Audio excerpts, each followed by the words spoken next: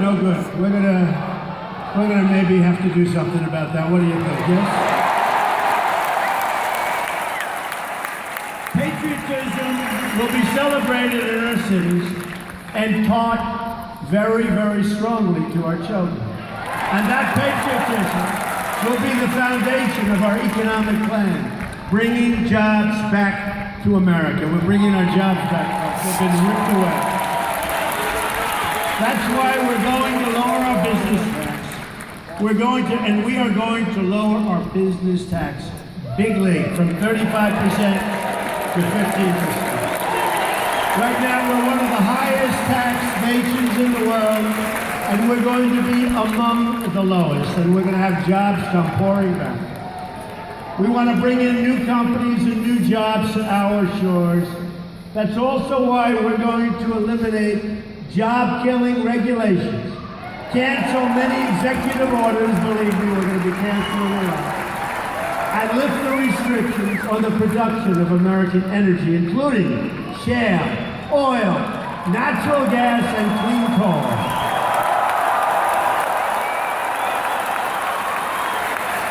And we are going to put our miners back to work, okay? Get ready. Get those shovels ready. Another critical element of our jobs plan is a historic $1 trillion investment in our crumbling infrastructure. Our infrastructure is going to hell. We're going to fix our infrastructure. You know, we've spent, as of 2 weeks ago, $6 trillion in the Middle East. We could have rebuilt our country 3 times over. And right now, we're in worse shape in the Middle East than we were 15 years ago when we started, by a factor of 10.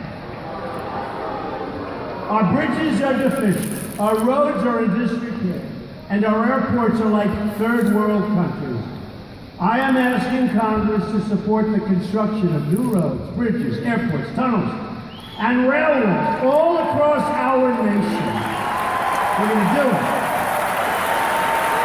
And we're going to build it on time, on budget, not for 3 times what it's supposed to cost. And we will put our people back to work in the process.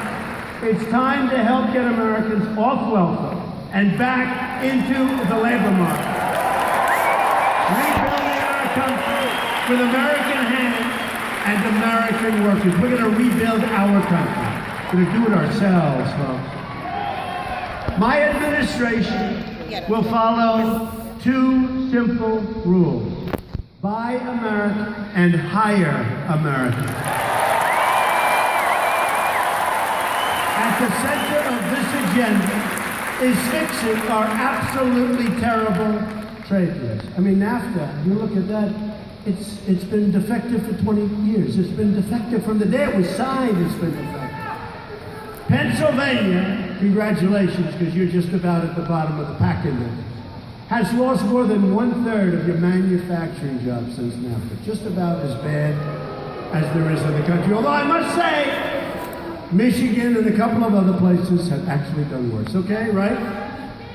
But you're all going to do great now because we are bringing those jobs back. America is now running, listen to this, a nearly $800 billion annual trade deficit. In other words, all these people, they work, they make these trade deals, right? We lose almost $800 billion a year. Who are these people? Any business people in this large audience? Hard to believe. Almost $800 billion a year. And we never make good deals. You know, I actually said to my people today, they're going over Mexico, doesn't work. China's all-time record-setting. We lose $500 billion trade deficit. All of these places. And I said, give me a good deal. You know what they said? There are none. We don't do it with anybody. It's almost amazing that our country can even make it, but it's not going to make it for much longer if we don't get this thing going, okay? Now think of it. Think of it.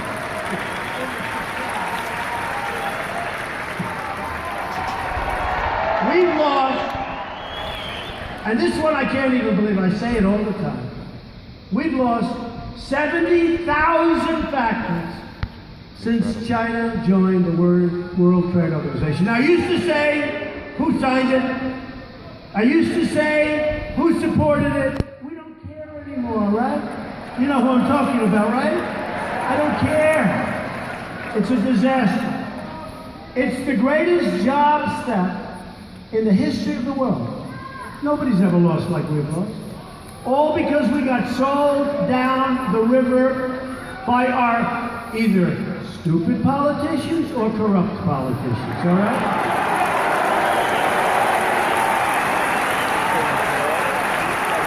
Except for these three guys down here.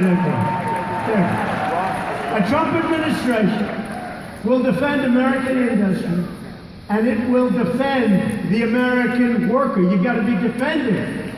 It will defend the American worker. Boy, did we come out and vote. You know, they forgot about the American worker. They talked about everybody, right? They're going to do this group and that group. And by the way, women, thank you very much. I mean, thank women.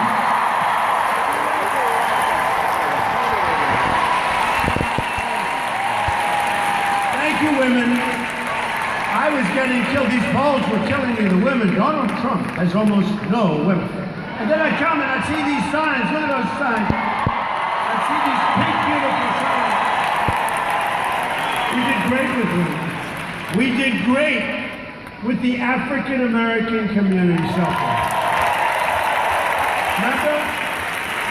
Remember the famous line, because I talk about crime, I talk about lack of education, talk about no jobs. And I'd say, what the hell do you have to lose, right? It's true. And they're smart, and they picked up on it like you wouldn't believe. And you know what else? They didn't come out to vote for Hillary. They didn't come out. And that was the big. So thank you to the African American community. Thank you to the Hispanic community.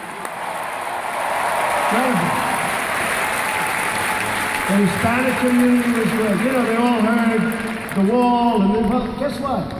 People that are in our country legally, if they're Hispanic, they don't want people coming in and taking their jobs. They don't want people coming in and taking their homes. They want to see safety. So the Hispanic community was fantastic. And the evangelical Christians, unbelievable. We set records, right?